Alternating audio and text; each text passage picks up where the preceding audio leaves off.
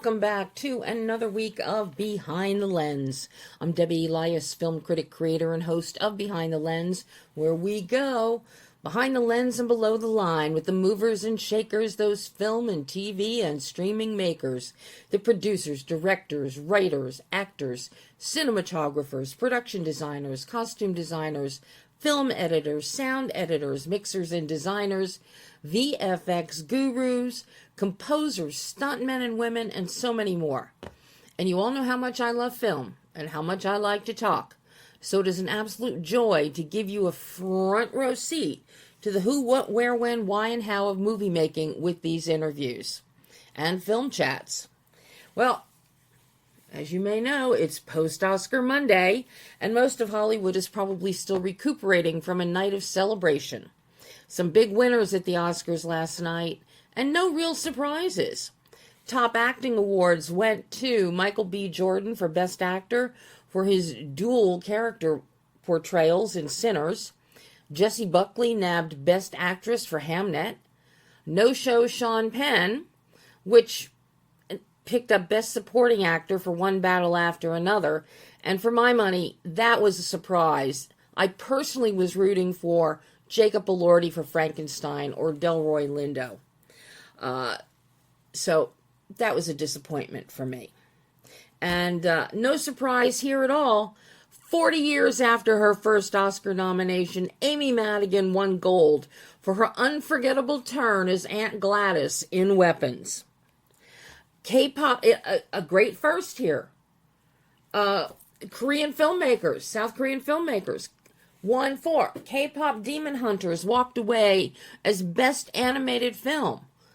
One Battle After Another won Best Picture, and Sentimental Value, the Stellan Skarsgård movie, won for Best International Film.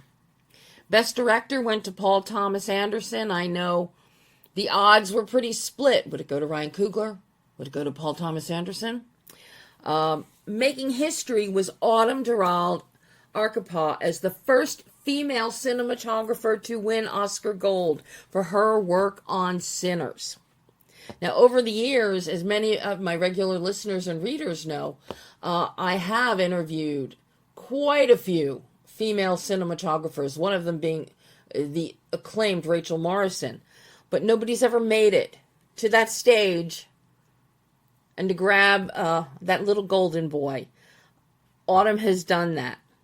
And personally, I'm thrilled by it because that award means a lot. An old friend of mine and one of my early mentors in filmmaking in this business, Brianne Murphy, was the first female cinematographer on a major studio and union film, which was Fatso. And she was the first female cinematographer inducted into the American Society of Cinematographers. Brianne passed away some years ago, but I'm sure she was looking down from on high and cheering Autumn's win. It's been a long time coming for a female cinematographer to be up on that stage, and hopefully we'll see more women being lauded in what many still think of as traditionally being a male position on a film crew. So I'm just tickled for Autumn. Now, another first this year was an Oscar for Best Casting, which went to One Battle After Another. Our next new category for an Oscar win, will be for the 100th anniversary in 2028, when an Academy Award will be given out for stunts. So I intend to hang in there until then. Then maybe hang everything up. I want to see my beloved stunt community get acknowledged by the Academy. So, got something to look forward to. Now, no surprise here. Frankenstein won gold for Best Costuming, Best Production Design, Best Hair and Makeup. And Guillermo del Toro, even though he was overlooked, didn't even get a nomination for Best Director. He was championing, really going to the mat for the artisans in these categories for costuming, for hair and makeup, and production design. Frankenstein would not have been what it is without those departments and their work. Of course, all of that started in Guillermo's very vivid mind. But I'm just very excited for that. And of course, more big applause for Joe Letteri and the team from Weta as they picked up another Oscar for visual effects for their work on Avatar: Fire and Ash. No surprise there. You know, sadly, Diane Warren did not win. 17 times a nominee and still no win for her in the Best Original Song category. But, no surprise, Golden, from the international sensation from K-pop Demon Hunters, took that prize for Best Original Song. And that's more than okay. Sinners won for Best Original Score. Ryan Coogler grabbed gold for Best Original Screenplay, while Paul Thomas Anderson won for Best Adapted Screenplay. The ceremony itself was pretty unremarkable. There were no catastrophes, no bitch slapping. There was some really bad technical glitches within the show itself with sound, lighting, mics, and some bad commercial cuts. Highlights for me personally included Bill and Louis Pullman presenting the award for Best Editing to One Battle After Another. Not for the award itself, but because it was Bill and Louis together presenting. Finally, there was an in memoriam that was done with grace and was beautifully executed, albeit missing countless individuals from being honored, many of whom are still not included on the Academy website listing either, which the chyron on the screen immediately after the in memoriam ended said, you know, go to the website, and the Oscar website, and oh, more are there. Well, there's still a lot that aren't there. So that's disappointing. Now, Billy Crystal's tribute to Rob Reiner was beyond moving, especially when about 20 plus cast members from Reiner's films all took to the stage in silence to honor him. And Barbra Streisand honored Robert Redford, even singing a few bars of The Way We Were, which brought everyone to their feet, many with tears in their eyes. And from what I was seeing on social media, I think most people even watching were very teary when Barbara sang. And we also all know that she typically doesn't just burst into song. She likes to be well rehearsed and have it musically and acoustically perfect. So it was a real treat for her to talk about Bob and then give us a few bars to remember him by. And I cannot overlook a scene-stealing appearance by Baby Yoda, a.k.a. Grogu, which was absolutely adorable, with Sigourney Weaver going into protective mother mode because Kate Hudson was showering him with a little too much attention down in the seating. And thrilled me to no end. A great way to cap off the night, a musical reunion of Ewan McGregor and Nicole Kidman for the 25th anniversary of Moulin Rouge. And they then presented the Academy Award for Best Picture. But now we look ahead to the 99th Academy Awards, which are going to be held next year on March 28th, 2027, before that all-important 100. And 100, the 100th in 2028, will be the last year that the Oscars will be on broadcast television. They will then be streaming on YouTube. And one of Conan O'Brien's comedic bits during the show really poked fun at people watching things on their phones on YouTube. Very funny, but also very true about skewed aspect ratios, screen shrunk. So it's going to be interesting to see how this plays out by the time we get to 101st Academy Awards. But right now, it's time for us to look at films and hear from some filmmakers in the running for the 99th Academy Awards.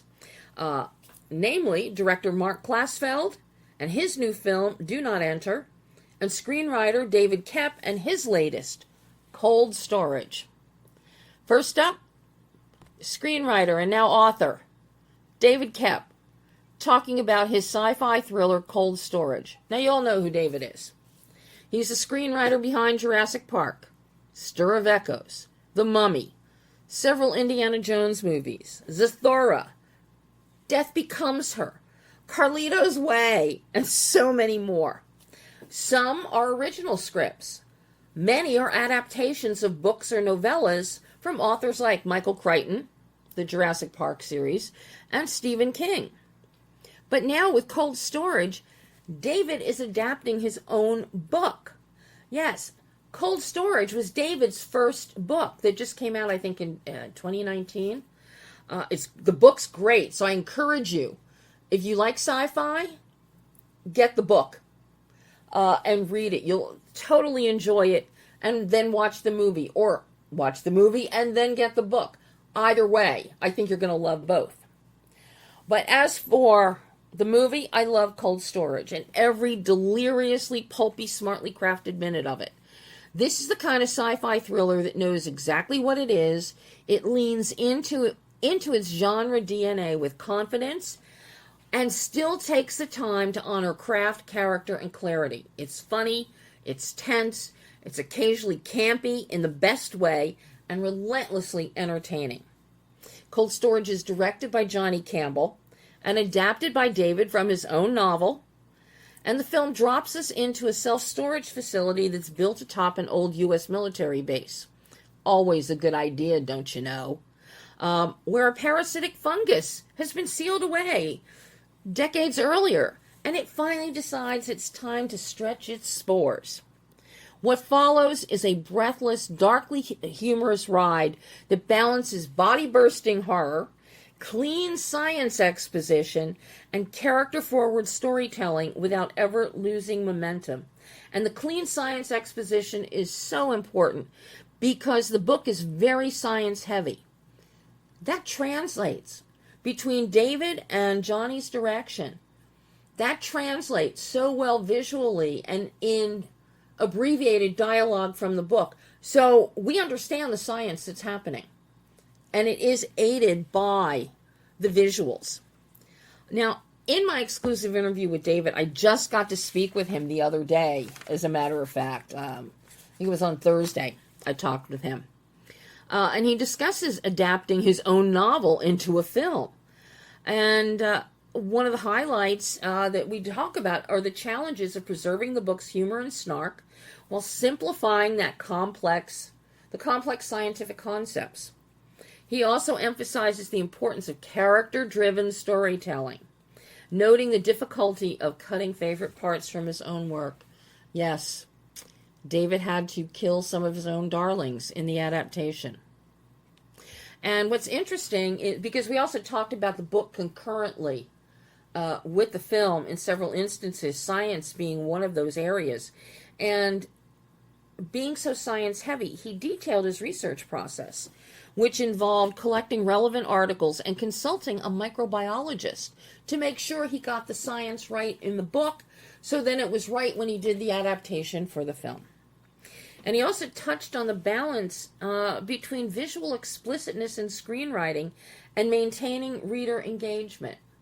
He's got some really interesting thoughts on that. It's a fun, energetic interview about a fun, energetic film. So take a listen as David Koepp talks Cold Storage. Hi, David. Hi, Debbie. How are you? I am so excited to be speaking with you, David. I am such an admirer of your work over these decades, shall we say. Well, thank you. I feel like this interview is off to a great start.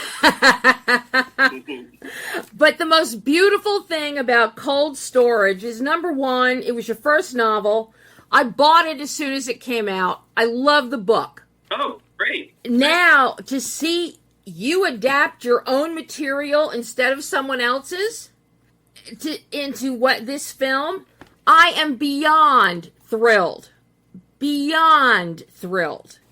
I loved every single minute of this film. You have done the adaptation beautifully. The sci-fi, the thriller aspect. You've got the humor in there, the snark that's on the printed page, and you bring the science. You adapted the science from the page, which is always hard. I don't know how you pulled it off, but you did, and I am thrilled. Oh, I'm so glad. Yeah, adapting the science has to be the hardest part. It's, you know, I'd adapted Michael Crichton a few times. Yeah. And he's, you know, obviously densely researched, deeply knowledgeable. How on earth are you going to get this on screen? You know, the only way is in the mouths of characters. Or in Jurassic Park, you know, when we came up with Mr. DNA, you know, basically a film strip to explain the science. And it's very tricky. One of the biggest things I struggled with from book to screenplay was in cold storage was the authorial voice, which was kind of funny and snarky and explained a lot of the science.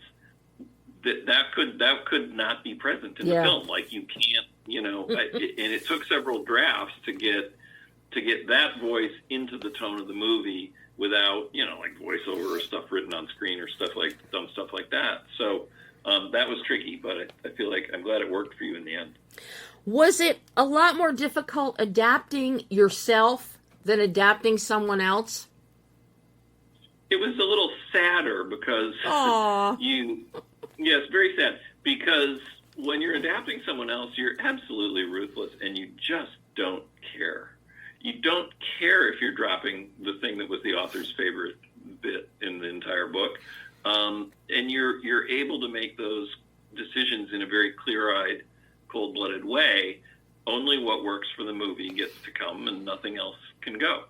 Or everything else must go. When you're adapting your own work, you are cutting your favorite stuff in some cases, and stuff that you worked very hard on, and it can be a little heartbreaking, but it takes, again, that also takes a few drafts to say you make a few valiant efforts at preserving something just because you personally like it and remember it well from the book, and then you say, yeah, but it doesn't work for the movie, so goodbye. That is heartbreaking. Talk about killing your darlings, David. Well, exactly. That's exactly what it is. Oh, my God. Now, because the book is so science-heavy and the film retains so much of that science, how much research did you do? Because so much of this boils down to biology and microbiology. I did quite a bit. You know, you start with collecting string. You have an idea. Anything you read, suddenly the whole world starts to look like that idea. So you're hyper attuned to things that might tie in with that idea. And I just start saving articles. I see things online, I save them, everything goes into a file, and then the story hopefully starts to take shape in your head. And then I would research things further that interested me or that I needed, but I didn't research it to death. Mm-hmm. Because I feel like I was always clear to myself that the number one value here is it needs to be entertaining. It's not a documentary. It should be fun and informative, but mostly entertaining. So I wrote with that in mind, and I researched things that were interesting or things that I needed, but I didn't let them drive the story. Then when I had a draft and I felt like the characters were behaving the way I wanted them to and the story worked mostly the way I wanted it to, then I went out and found a microbiologist and said, here, will you please read this? You'll probably find it ludicrous. That's okay. But, you know, if you're interested, would you come on as a consultant and help me figure out how to make it less ludicrous? It'll never be perfect, but I bet we can move it a lot closer to reality without hurting the story. And I was really thrilled because he read it and he called and he said, well, it's not terrible. And I thought that was great news because I'd gotten sort of close with a first draft, researching it myself. But I love it. It's not terrible, but you're waiting for that but. Oh, there were plenty of those. Now, he said, but if you ever confuse a fungus and a benzene again, I quit. So now, I did not. And now, in adapting for the screenplay, did you have to do any additional research because of how quickly science changes in this day and age? Yes.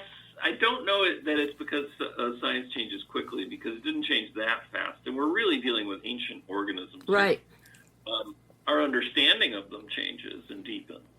But in the few years between when I wrote the book and when I wrote the screenplay, I can't say that our understanding of fungi changed all that profoundly. You're doing more research because you're now going from, words on a page to a visual medium. So we have to actually see these things that are happening.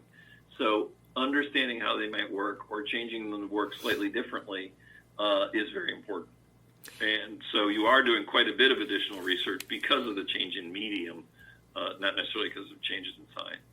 How visually explicit is your screenplay for something like this? Because the visuals are truly spectacular in here. Johnny has done an amazing job along with his DP and production designers. But I'm curious how visually explicit, because, some screenwriters write out every single little thing. He's wearing a hat. It's a fedora, but it has a red band on it. And it's very dense and dearth. So I'm curious how explicit you are in your writing as to the visuals. Well, if the screenwriter is telling you what kind of hat it is, it better have something to do with the story. Otherwise, they're out of line. You have to keep... The job of a screenwriter is to simulate the movie experience in the reader's head, right? And to keep the pages turning at roughly the pace at which they want the movie to play. And if you're stopping for dense paragraphs of description, I got a note, which is don't do that. Mm-hmm. You're going to lose your writers. People are going to skip it. Half the readers only, skim the dialogue anyway. Right. So you have to pull out every trick to make things concise, to have good, terse visual descriptions, and not let them get bogged down in that. Having said that, you also have a responsibility to create a sequence.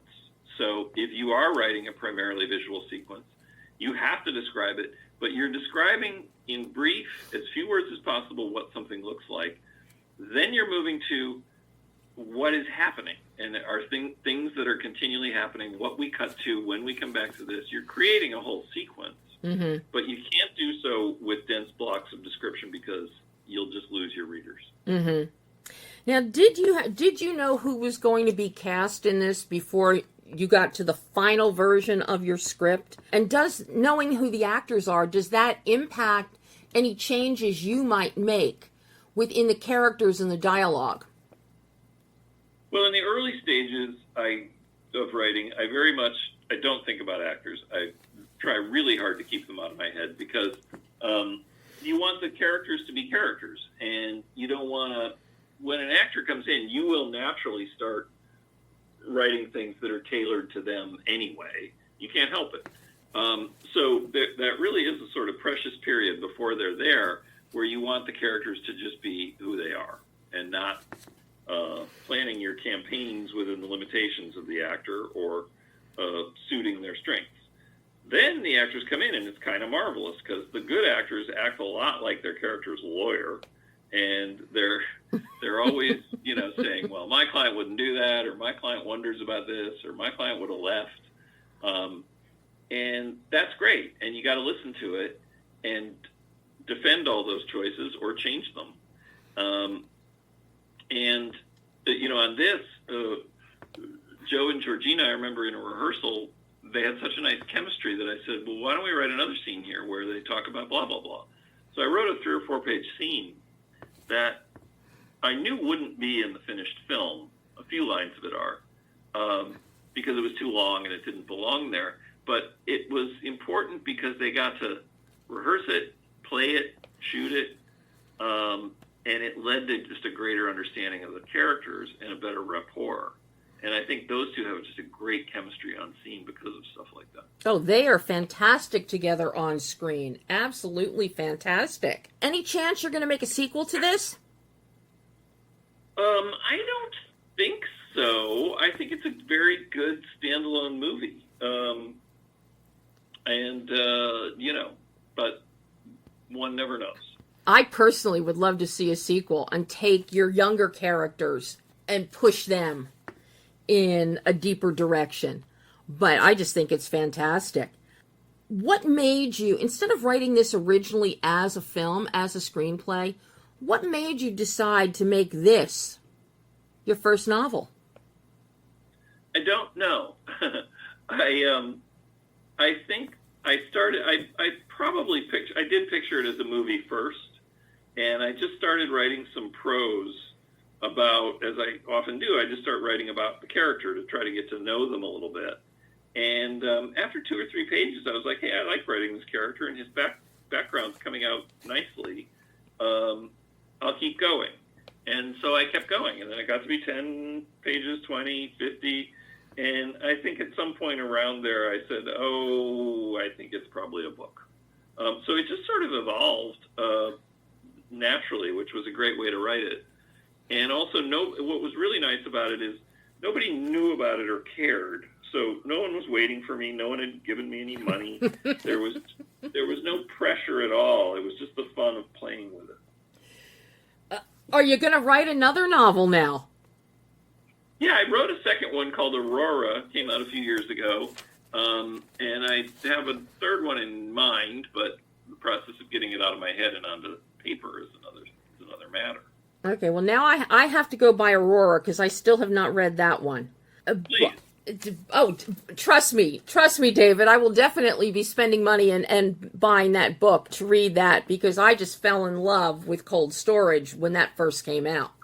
And this is such a strong adaptation, and I'm really hard on adaptations because a lot of filmmakers, they can't capture the emotion and the imagination of the printed page and bring it to life on screen. That's always a problem in so many cases. Sympathy for them. It's very hard to do. Yeah. Books, you have direct access to a character's thoughts and feelings, and you just don't in a movie. You got to come up with other tools. It's not easy. But you adapted Zathura, for goodness sakes. Yes, with John Kemp. For the record, I like that film. Just putting that out there. I like the film. That's great. Thank you. You've adapted Stephen King, Edwin Torres, obviously Michael Crichton numerous times. I gotta ask you, what is the gift that you get in creating your own scripts, but also in adapting the works of other authors that makes you keep doing this? I love telling stories, and I can't perfect it. I feel like every story I start at zero with something that might sound cool but doesn't work, and then I have to figure out how to make it work. And the challenge of storytelling is endless, and I think that's what keeps me going. There's a moment when you figure out, oh, wait a minute, instead of being unrelated to the the scene in court at the beginning, this scene should have to do with that. And maybe the guy from the thing is now here, and and then when those moments of breakthrough where you unite one thing with others that didn't appear to belong together, those are really satisfying. I think that's probably why I do it. Well, David, you can keep writing as many scripts or as books as you want. And give you pleasure, because I am just such a huge admirer of your work. And Cold Storage, this wonderful sci-fi thriller filled with snark and humor, it's fantastic. And I will admit I've already watched it 3 times. So, oh my God! Well, thank you so much. I'm really glad you liked it. That's great. So, and now you said I can go on as long as I want. So please report that to the authorities so that I'm allowed to do so. Oh, of course. Of course. Thank you. David, I can't thank you enough. I know you got a really tight schedule today, and Emma found time to squeeze me in with you, and I so appreciate your time. And hopefully we're going to get to chat again in the future about another film. I hope so. It was great talking to you. Thanks so much, David. Bye-bye. Okay. Bye. And that was screenwriter David Koepp discussing Cold Storage, which just happens to now be available on digital. So there's no excuse for not to not see it. Just sit at home. Turn it on. Pay $14 or whatever, or get it through one of your streaming services. Now, we go from a sci-fi thriller with snark and humor to a straight-up terror-filled tale from director MARC KLASFELD, Do Not Enter. And I'll tell you right now, if you're from Philly or Jersey and have fond memories of going down the shore, or all those stories and rumors about haunted places, horrid creatures like the Jersey Devil, or mobsters galore, then this is definitely the film for you.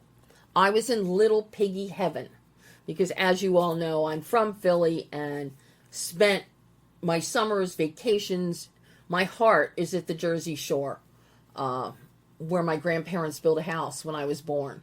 So I would have a place to vacation. And it's still in the family. My brother has the house now. But I dearly love the shore. So when I see films that are set there or have wonderful Easter eggs for us that are undeniable down the shore, I'm going to love it, and so will you. Now, directed by Mark with a script by Dakega Hadnot, Spender Mandel, and David Morrell, Do Not Enter is the story of the Creepers. Thrill-seeking urban explorers who love pushing things to the edge. And their latest stunt, live streaming from New Jersey's abandoned Paragon Hotel, is their biggest yet. With its mobster past, supposed ghost, and rumored stash of $300 million courtesy of Meyer Lansky, the Paragon is catnip to the Creepers, a surefire way to increase their fan base online. You know, got to go for that clickbait. But fear has other plans. Daring to enter the Paragon, not heeding the warnings, the Creepers fend off deadly rivals while supernatural creatures stalk them from the shadows, testing their endurance, sanity, and willingness to pay fame's heavy price. Now, in this exclusive interview, Mark discusses the film's production, including the use of a massive abandoned building in Bulgaria, which is the Paragon, and collaborating with cinematographer Jan Thomas. Some of the things that we highlight, the importance of sound design, particularly in order to achieve the proper echo ambience in empty spaces, and the casting process, which involved extensive rehearsals. And how about shooting in Bulgaria as a stand-in for the Jersey Shore? He also goes into we also talk about some of the Easter eggs, including one, and because it's in the trailer, it's safe to give it to you. Y'all remember Hurricane Sandy and those startling images of the roller coaster at Seaside Heights as it collapsed into the ocean? Well, get ready, because that's incorporated in here. And that just stole my heart when I saw it, because that was actually the very first roller coaster I ever rode with my grandfather in Seaside Heights when I was a little girl. So lots of great touchstones here and lots of striking imagery that tells you exactly where you are. And who would have thought Bulgaria could be a stand-in for the Jersey Shore? And Mark also gives us, a heads up on his next project, a hardcore horror movie. And he also reflects on the challenges and lessons learned from directing Do Not Enter. Now, what's interesting is this is Mark's only his second feature film after his narrative debut feature, directorial, back in 2005. Yes, 2005, 21 years ago. It was the flawlessly funny LA Riot Spectacular. God, that movie is it's satiric, it's biting. You can't stop laughing. It's the kind of film you have to watch a couple times because you're laughing so hard. And you'll miss some of the jokes. But the past 20 years, so he hasn't been sitting idling by. He's been directing music videos, many famous music videos, and he does music videos really well. Now, Mark and I had spoken back in 2005 about LA Riot Spectacular, so it was wonderful to reconnect with him the other day and talk about Do Not Enter. So, take a listen as Mark Klasfeld talks about Do Not Enter. Well, hello, the lovely Mark. We have met before. Hello. We have met before a long time ago. Oh, wow. How are you? I'm fine. LA Riot Spectacular 2005. Wow. Well, thank you for having me. I was so excited to see that you were directing another feature after decades of music videos. Yes. Yeah. Because I absolutely loved LA Riot Spectacular. It was flawlessly funny. We actually met and spoke the night of the premiere at the Sunset 5. Wow. In Hollywood, yeah. So A blast from the past. I'll tell you. And I have to say, you did not disappoint me with Do Not Enter. Oh, you're so kind. Well, thank you so much. I thoroughly enjoyed this. I mean, the first thing that struck me about this film was when I read the blast on it about South Jersey, the beach, and I'm from Philly and hung out for my entire life down the Jersey Shore. So Okay. I know that area well, and the whole idea of haunted everything's in that Right. area. And I still think Jimmy Hoffa is somewhere down there in the Pine Barrens in the soft sand. So, I'm sure. I'm so sure he is. the fact that I start watching this film and we're talking about Meyer Lansky, and I just started laughing, and it's like, okay, this is going to be cool. So, That's awesome. Yeah, there's definitely a lot of, Jersey stuff, and a lot of that comes from the novel that it's sort of based on. You capture the Jersey stuff beautifully from a visual standpoint. Right there, and we've got the opening titles, which are so cool, Mark. They have a music video feel to them, but they also have a vintage historical feel, but amped up. So I really love those opening titles. Yeah, they put you in the mood of the movie, and there's little Easter eggs in there if you look very closely as well. So there's some storytelling that goes on in there as well. Yes, there is. But where you really got me is when we actually are down the shore. We're outside the Paragon. You give us that great overhead VFX shot. And there, sitting in the ocean, is the roller coaster from Seaside Heights that collapsed into the ocean after Hurricane Sandy. I'm so glad you knew. You're picking up on all the little New Jersey, iconography through the movie. That's great. Yes. That was the very first roller coaster I ever rode as a little girl with my grandfather. So when that roller coaster, dropped into the ocean during Hurricane Sandy, it broke my heart.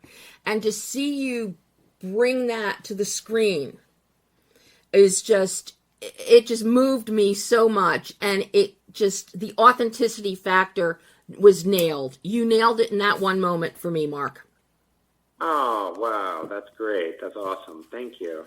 So, because this film is a very visual film, the story is character-driven, but the film is very visual. How did you, when you got this script, how did you and your DP, Jan, how did the two of you go about designing your visual grammar?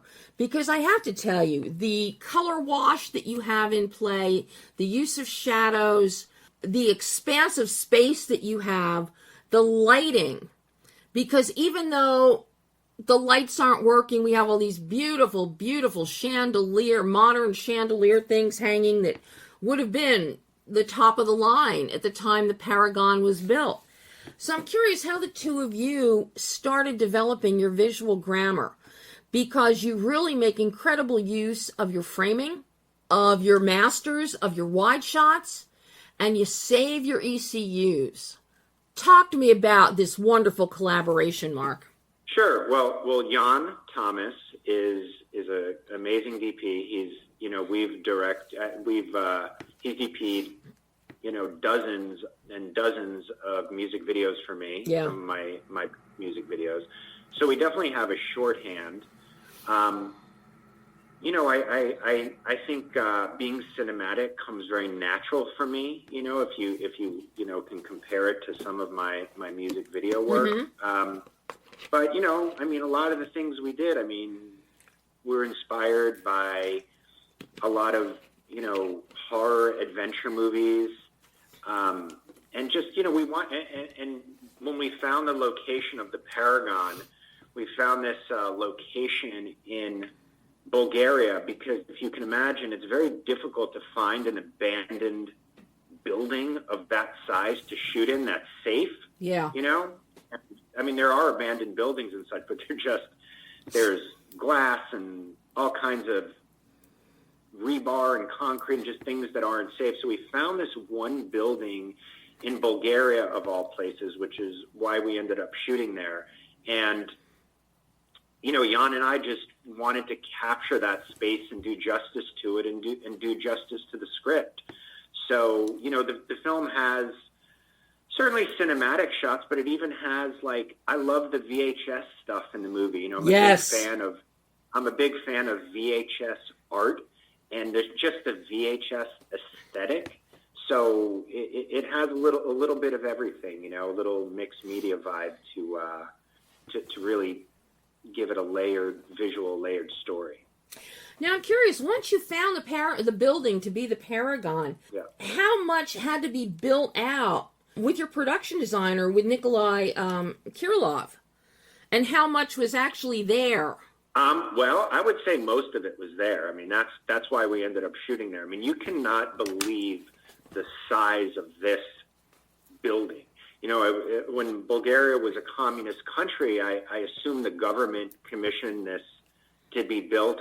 God only knows for what function, but you can walk for miles in this space. Literally, wow. You can just keep walking and not get to the other end of it. That's how big it is. So there was so many. They had the big spaces. You mentioned the chandeliers and Mm-hmm. so much of that there, and then some of the smaller spaces too. So it kind of had everything. It was just the perfect home for the script.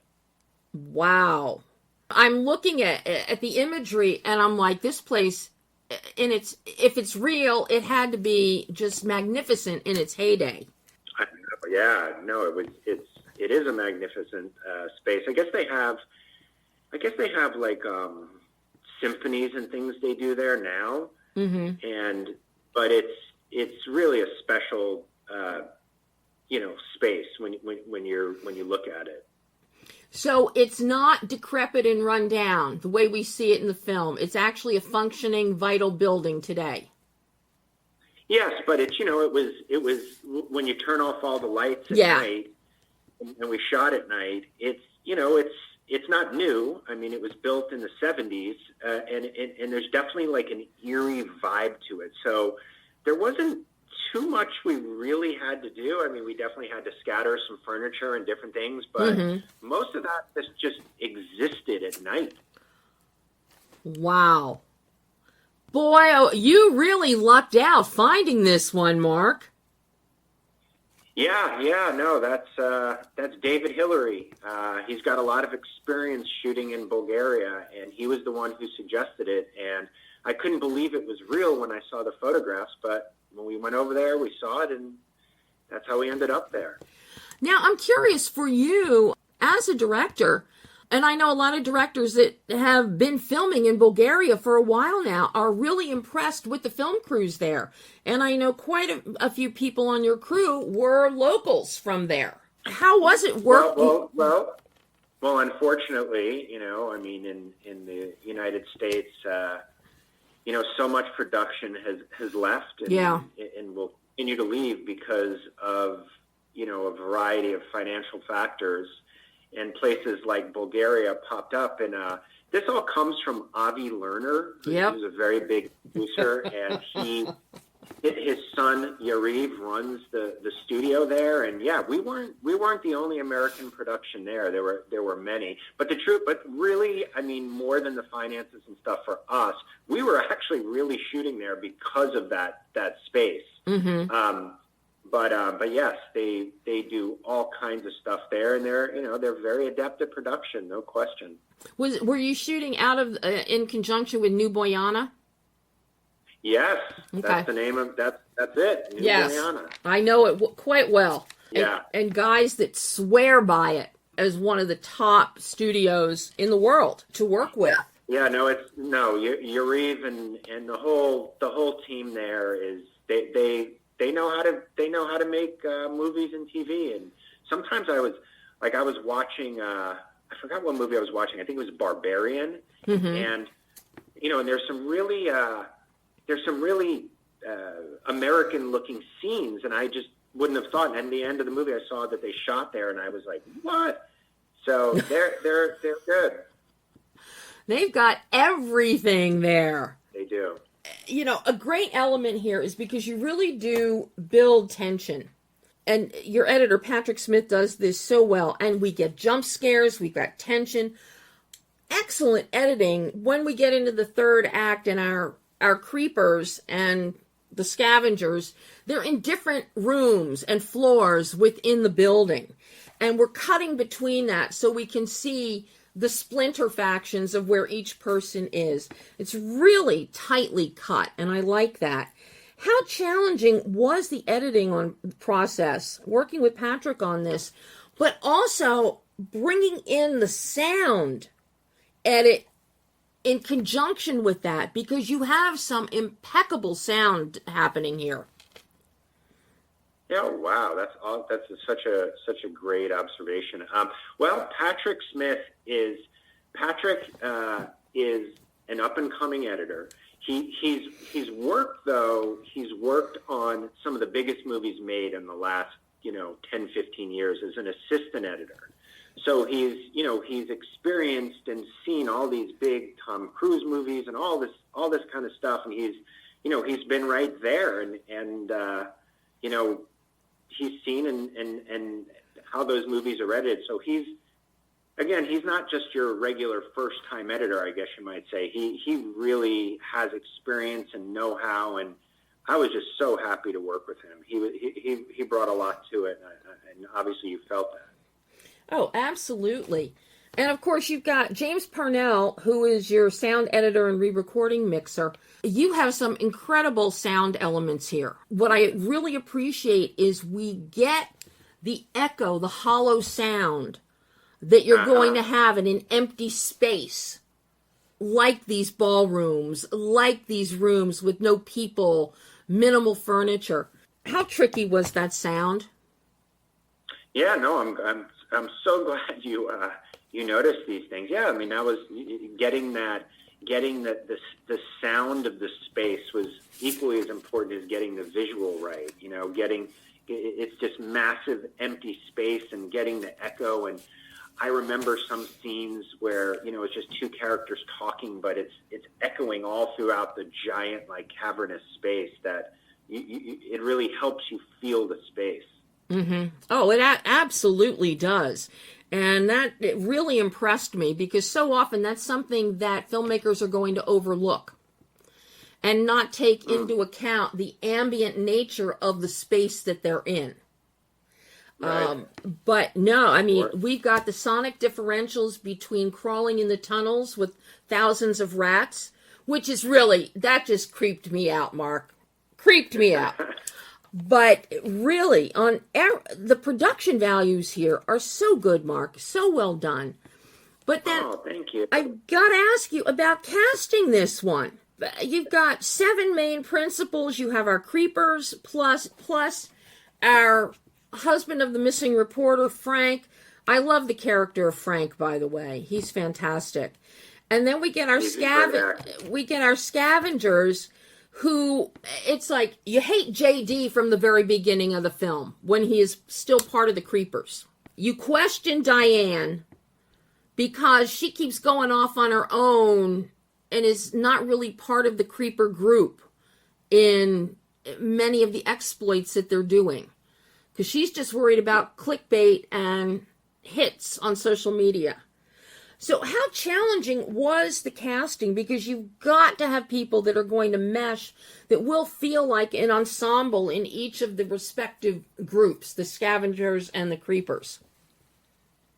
Yeah, and then even within each of those groups, yeah, every character brings their own personality, their own skill set that helps the group. So we did spend a long time casting, and there's some great young actors, and I think we got some of the best of them. And then on top of that, we all famously sat together in a very small room in Bulgaria for weeks and just rehearsed and ad-libbed and talked about the script.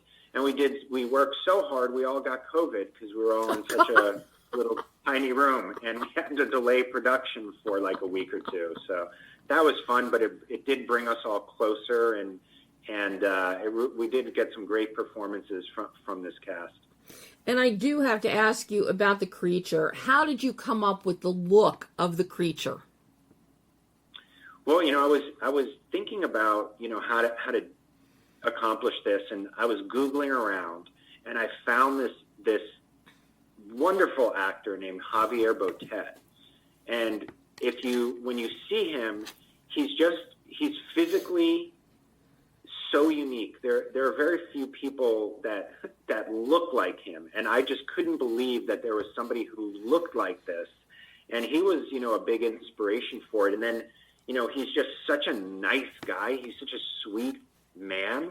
He's got such a good heart. And we talked about, the two sides to the character, because there's, without giving too much away, there's the human side to the character, and then there's the evil side, the creature, and he was great at bringing all that out. And he's been, he's been in some very, very iconic roles in big films. So he's people probably don't know him by name, but they've seen him quite a bit. Well, when I first saw him on the screen, I initially thought, oh my God, did Mark have a budget to hire Doug Jones? Yeah, Doug Jones is another, yeah. So I was surprised when I found out it was not Doug, and it was Javier Botet. Yeah. So you faked me out on that one, Mark. I got one last question for you. It's taken all these years for you to direct another feature. What did you learn about yourself in making Do Not Enter, in directing it, that you can take forward into future projects, be they music videos or more features? The latter, which I would love to see more of from you, because you do it well. Oh, thank you. Well, I am doing another movie as we speak. And I wrote another movie. I wrote this. It was my idea, and I can't say too much about it. I guess I can say that it's a horror movie. It's a different sort of horror movie. It's a more hardcore, like hard R sort of horror movie. It's a concept horror movie. I guess I would say, since my budgets are still not, Tom Cruise level budgets, let's just say, that I want to ensure, much like with Do Not Enter, that I can give an experience that the experience and the emotion matches what you might, get out of, spending a lot more money. So achieving that to me is very important with the script, and it's not falling short of that, and ensuring that we can accomplish what the script really needs to be and wants to be. Well, I have to say, Mark, you have impressed me once again. You were flawlessly funny with LA Riot Spectacular. Here, totally different genre, and it is creepy, it is scary, it's a lot of fun, and you really bring this story to life, and you really capture South Jersey. Great. Well, I'm so glad you brought all that up, and It's been so great to talk to you, and thank you for having me. Thank you so much, Mark, and hopefully we're going to chat again after your next film. Yeah, we are. We're definitely, let's book it. You finish the film and we'll book it. All right. Thanks, Mark. And that was director Mark Klasfeld talking about Do Not Enter, which is in theaters, on digital, and on demand this Friday, March 20th. See it. You won't be disappointed. Well, that is all the time we have today. But join me again next week when I'll have more films to discuss and filmmakers to chat with. And in the meantime, make sure you go to the website, behindthelensonline.net, where I have plenty of new interviews and reviews already out for you. So until then, I'm Debbie Elias. This is Behind the Lens.